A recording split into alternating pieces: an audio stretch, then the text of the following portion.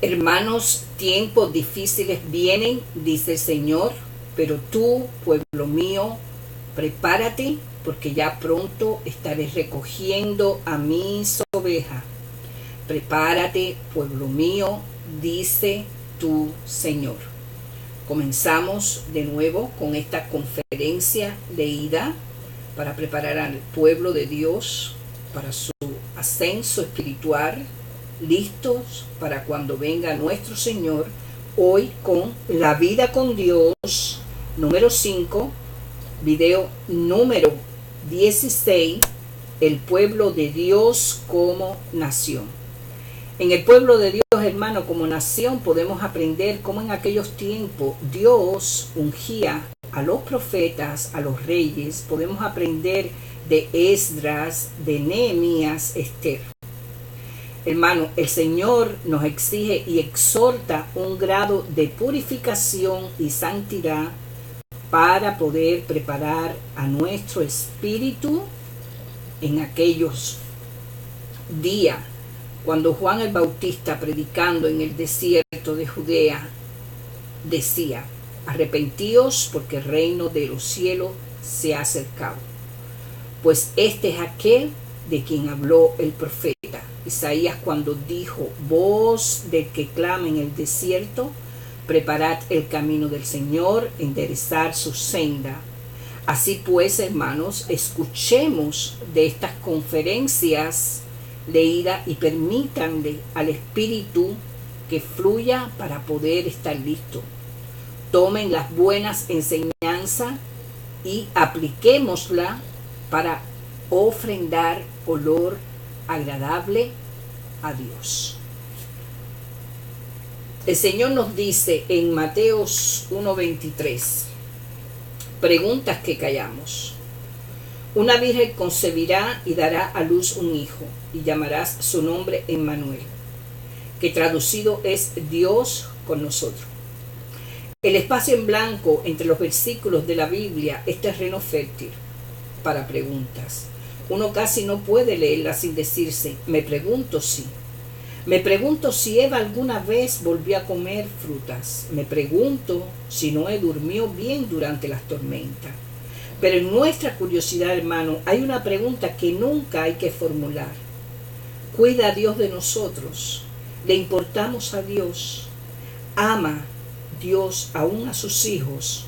Por medio del pequeño rostro del niño nacido en aquel establo, dice que sí.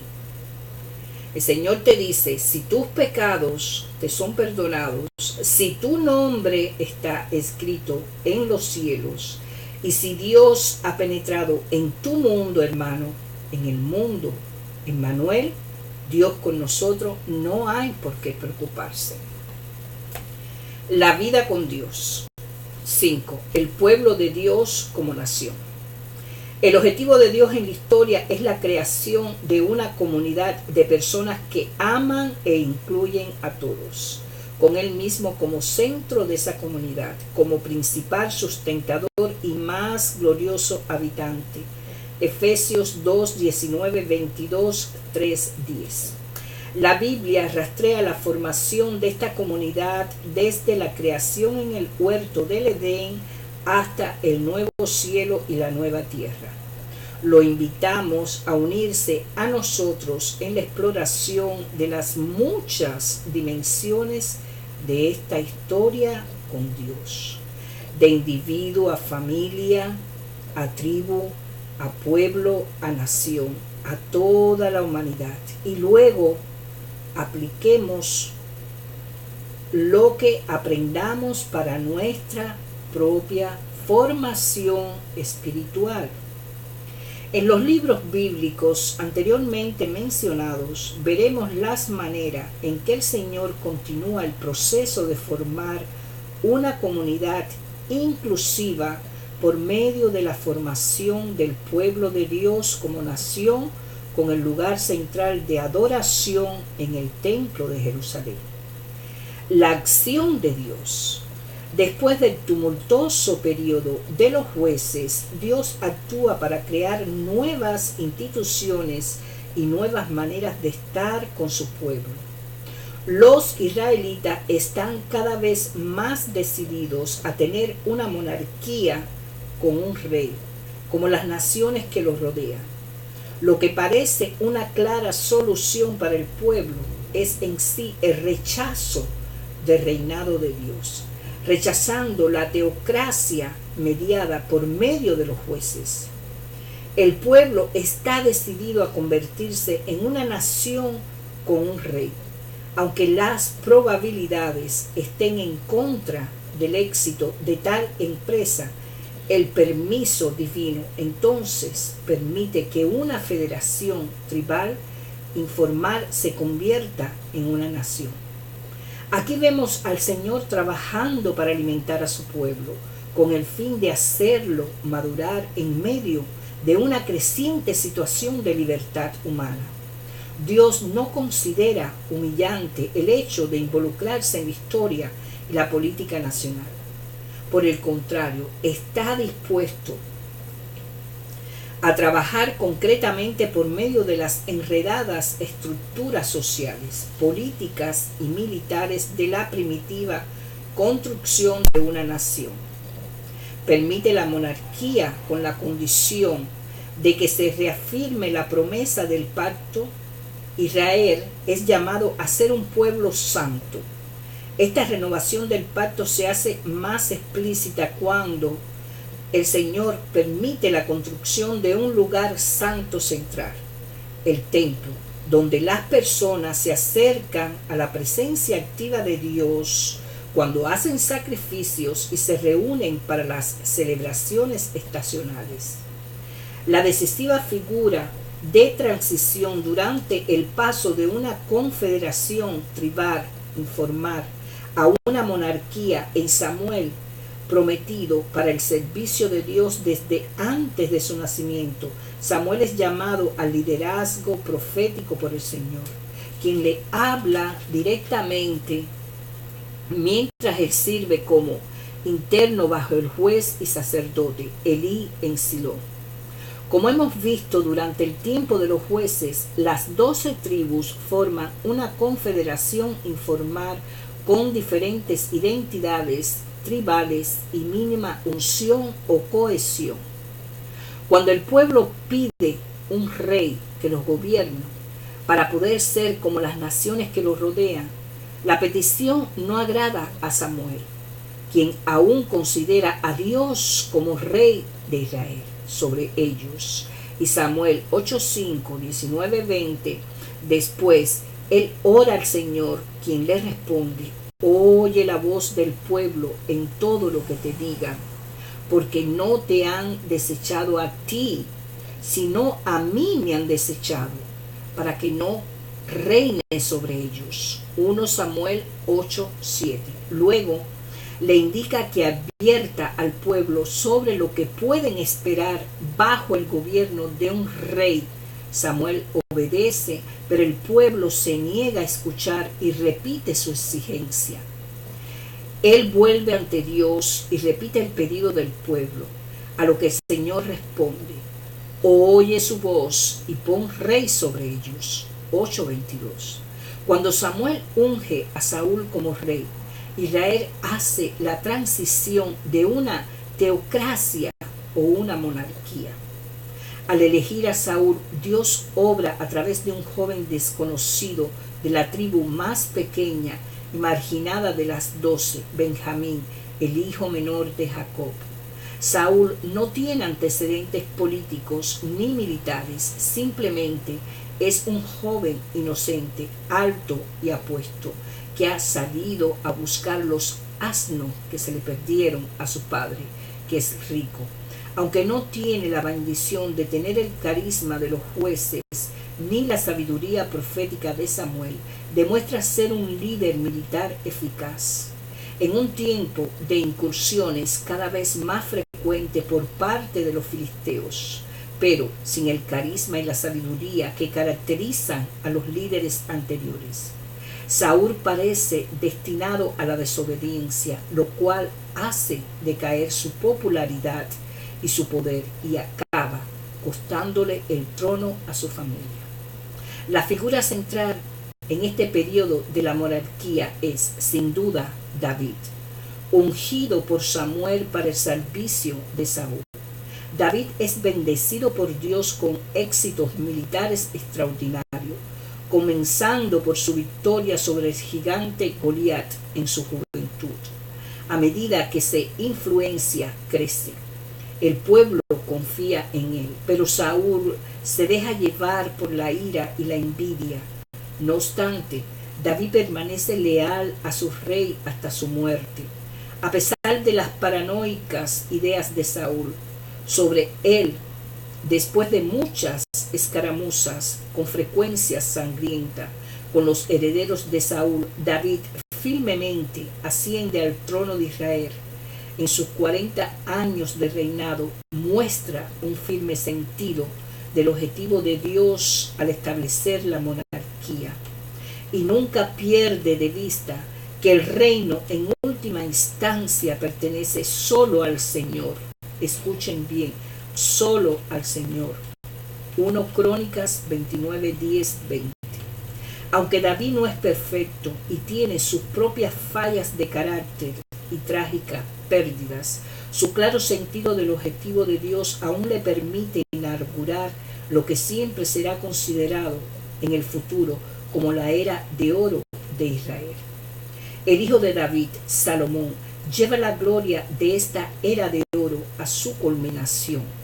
Aunque se describe a sí mismo como un joven en su asunción al trono, 1 Reyes 3:7, él preside la verdadera unificación de las tribus en una nación, da prosperidad al pueblo, los defiende de sus enemigos y asegura la promesa de un futuro eterno para los herederos de David durante el reinado de Salomón. Dios finalmente da una identidad nacional a Israel y la eleva a su mayor gloria con Jerusalén como centro del gobierno, sede del majestuoso templo de Salomón y lugar de residencia del rey. La reacción humana. Contra el consejo profético de Samuel, los israelitas exigen un rey y lo consiguen en el período de los jueces. Cuando los israelitas eran nuevos en la tierra, se había contentado con ser guiados por personas con una unción especial de Dios. Pero a medida de que el tiempo pasaba y sus vecinos que tenían reyes los oprimían, la idea de un líder que pudiera reunir a un ejército permanece para proteger su frontera cobró mayor interés para ellos. Ahora se vuelven como sus vecinos e instalan a un rey que no solo rige sus ejércitos, sino les declara sus derechos y deberes como los expresa Samuel con la dirección de Dios. 1 Samuel 10:25. La antigua libertad de reglas y normas prevenientes de una autoridad central burocrática es cosa del pasado. El pueblo cambia la independencia tribal por la seguridad nacional. Los israelitas disfrutan de este tiempo de relativa paz, seguridad y prosperidad y como consecuencia llegan a idolatrar la monarquía. Viven en un tiempo en que es común que los gobernantes se declaren dioses y levanten enormes monumentos como testigo de sus propias grandezas. En realidad, estas prácticas eran parte de la cultura egipcia en la que había sido esclavizado. Aunque alguna vez fuera impensado, ahora es natural para ellos ponerse bajo la autoridad de una monarquía sin chistar. El rey mantiene un tesoro para sustentar la casa real establecida por David. Salomón obliga a muchos ciudadanos a trabajos forzados para construir el templo. En la casa real mantienen a decenas de esposas y concubinas con dineros sacados del pueblo. Gran parte de la riqueza de la nación fluye a Jerusalén para sostener la monarquía y construir y decorar el templo. Y no hay registro de que el pueblo haya objetado ninguna de las acciones del rey.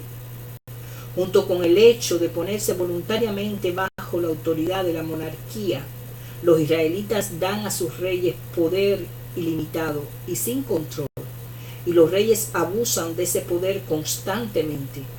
Y luego Salomón, carros y gentes de a caballo, determinó, pues Salomón edificar casa al nombre de Jehová y casa para su reino.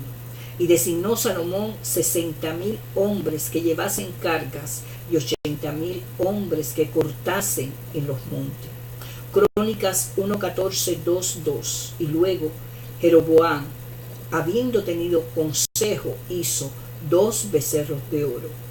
1 Reyes 12:28. Y Acab tomó por mujer a Jezabel, hija de Et-Baal, rey de los Sidonios, y fue y sirvió a Baal y lo adoró.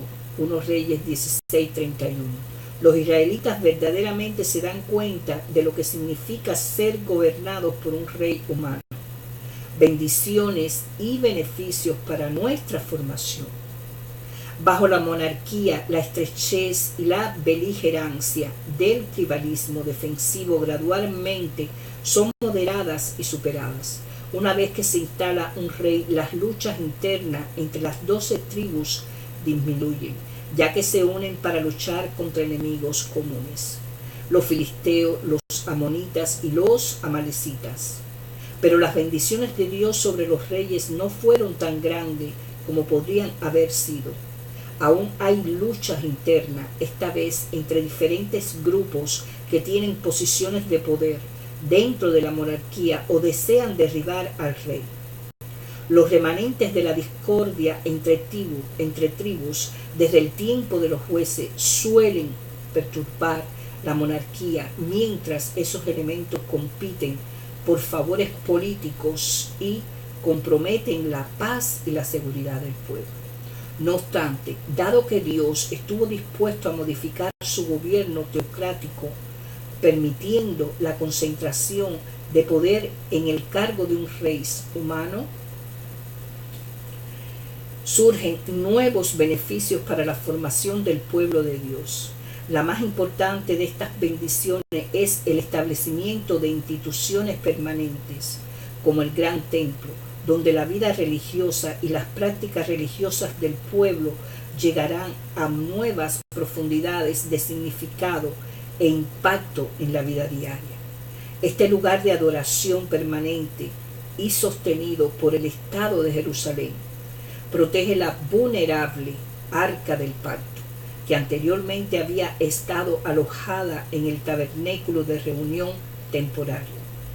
Antes de la instalación de Saúl como rey, los filisteos habían capturado el Arca del Pacto del tabernáculo, 1 Samuel 4:17, y esta es la última mención del tabernáculo en el registro bíblico. Sabemos que el arca es devuelta por los filisteos y pasa de un lugar a otro durante algunos años. De hecho, es utilizada casi como un amuleto de buena suerte cuando procede a los israelitas que salen a la batalla. Una vez que las dimensiones internas entre facciones de monarquía se aquietan durante el reinado de David, ésta lleva el arca a Jerusalén y levanta una tienda para ella. 2 Samuel 6:12. Luego hace preparativos para construir el templo, pero no es autorizado por Dios para construirlo. En cambio, encarga a su hijo Salomón construir un hogar para el Señor. 1 Crónicas 22:2-16. Al morir David, Salomón sube al trono. Bendecido con una sabiduría extraordinaria, vence la oposición a su reino y hace alianzas con adversarios extranjeros. Un templo resplandeciente de belleza insuperable es erigido bajo su dirección. En la dedicación del templo, Salomón le guarda al pueblo su relación de pacto con Dios y ora por la bendición de Dios. El templo de Salomón, que es ahora el lugar central de adoración y celebración para el pueblo de Israel, ofrece un ancla visible para su fe y un espacio físico perdurable para las disciplinas de la formación espiritual que se habían desarrollado desde el establecimiento del tabernáculo de reunión en Silo. Con el desarrollo de este gran espacio físico para la formación espiritual de un pueblo, viene el florecimiento de las antiguas instituciones levíticas, sacerdotes, músicos, postreros, funcionarios y jueces. Después de terminado el templo, los levitas presiden los rituales de sacrificios y las celebraciones estacionales. El edificio permanece, ofrece la continuidad necesaria para desarrollar canciones y liturgias que enriquecen la experiencia de adoración de los israelitas. Imagine lo que sería, hermanos, subir varias escaleras para llevar los sacrificios a los sacerdotes, quienes luego matan a los animales y los colocan sobre el enorme altar, mientras suenan las trompetas y canta el coro. Los rituales de los que participamos en las grandes catedrales del mundo podrían ser comparables a esto. Hay algo en estas clases de adoración que eleva nuestro espíritu y nos da un atisbo de lo que puede y debería ser nuestra adoración a Dios. Límites y responsabilidades para nuestra formación. La soberbia, la estrechez mental y la falta de gratitud limitan la formación espiritual del pueblo de Dios durante la monarquía. Pero la adoración de otros dioses es aún su mayor falta. A pesar de la advertencia de los israelitas, que los israelitas serían cortados de la tierra y de los ojos del Señor si servían y adoraban a otros dioses. Hay evidencias de que el pueblo y aún Salomón desoyen tal advertencia. 1 Samuel 19, 13, 16, 1 Reyes 11, 4, 8. En la abundancia y relativa paz de esta era de oro, de la unidad nacional, la capacidad humana para la idolatría y la desatención a la fuente de las bendiciones continúa exhibiéndose obstinadamente. En nuestra época tenemos estos mismos problemas. Quizás no adoremos estatuas de oro con forma de animales o de nosotros mismos, pero sin duda encontramos muchas cosas aparte de Dios en las cuales descansar. Nuestros ingresos, nuestra profesión, nuestra educación, nuestros matrimonios, nuestra apariencia física y cosas similares. Por nuestro espíritu debemos llevar todas estas cosas al Señor como un sacrificio de alabanza, como los fieles hacían en el gran templo de Salomón. La monarquía misma, como todas las cosas buenas, se convierte en una fuente de tentación a la idolatría, el orgullo y la sensualidad, sin una responsabilidad constante ante Dios. A pesar de ser un magnífico líder, un músico memorable y un brillante compositor, David comete adulterio y organiza la muerte de un soldado leal. Cuando el profeta Natán lo confronta con su pecado, él se arrepiente, pero los efectos se hacen sentir en toda su casa y su dinastía. La humildad de David en aceptar finalmente la responsabilidad por sus acciones ante el Señor cumple la profecía de Samuel, que de él era un varón conforme a su corazón. 1 Samuel 13:14. No obstante, la mayoría de los reyes que siguen los pasos de David y el pueblo de Israel mismo toma el camino fácil y no se hacen responsables por sus propios actos ante Dios, lo cual manifiesta su falta de carácter. Durante la monarquía, el sacerdocio llega a tener un estatus elevado en el templo, pero al mismo tiempo se inclina a servir los caprichos del rey. Es el rey quien diseña el templo, asigna las tareas a las familias de los levitas, compone las canciones, determina las liturgias. Esto ilustra los peligros inherentes a las situaciones en que un gobierno humano decide sobre asuntos de fe. Información e instrucciones para nuestra formación. Primero, aunque podemos ver claramente que se necesita una fuerte presencia nacional para mantener la paz y promover la justicia, no es una respuesta en sí misma el fundamento y fundamental problema humano del desarrollo del carácter. Hoy vemos muchos ejemplos de estos.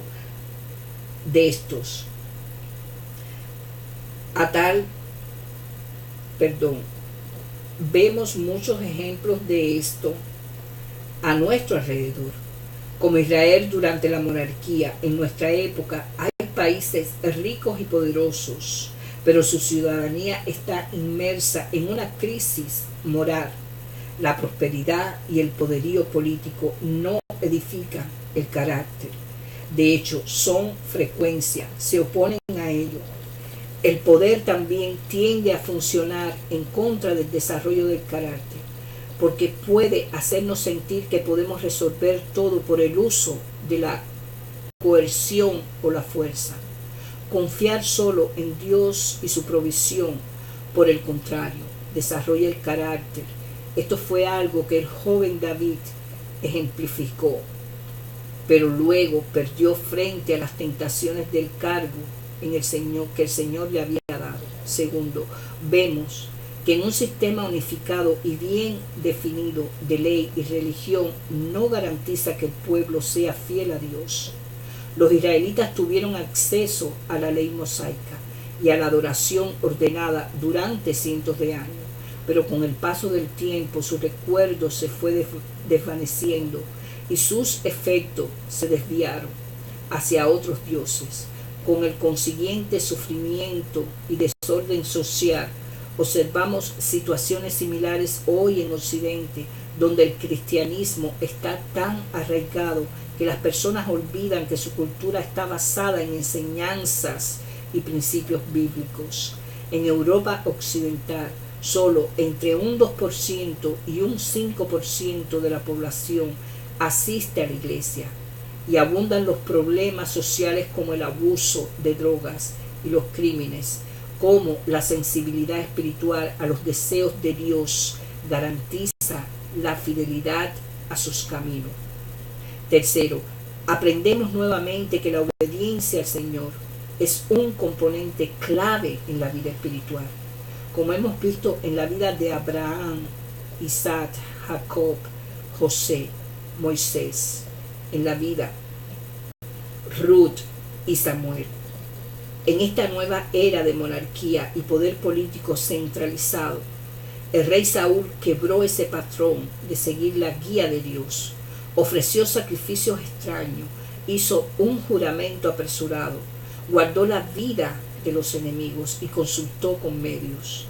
Todo esto en directa contradicción de lo que se suponía que debía ser Salomón.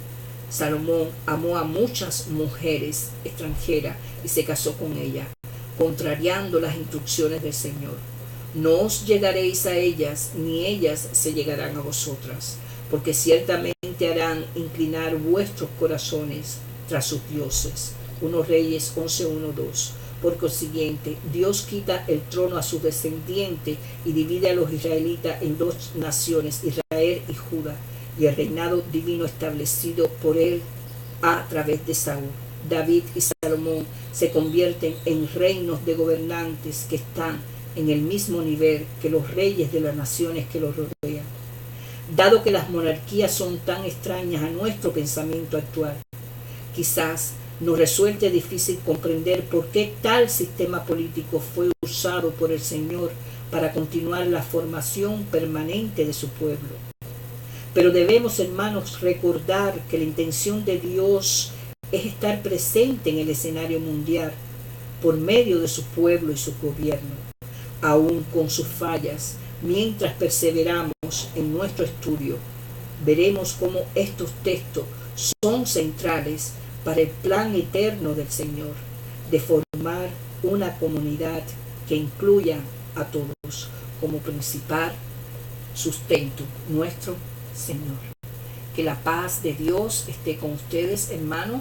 Estamos preparando el camino para recibir a nuestro Salvador. Cristo viene pronto. Amén.